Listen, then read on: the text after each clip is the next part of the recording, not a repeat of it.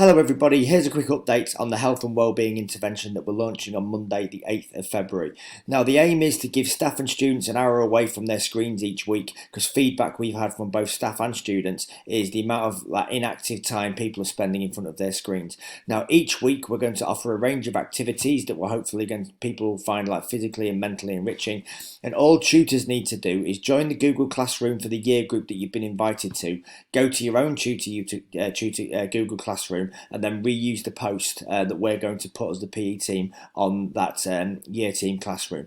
Now the intention is that staff get involved in these activities. Feel free to do your own thing. Please don't feel that you have to get involved and you have to do what we're offering, but do try and spend the time doing something that you will find mindful and purposeful.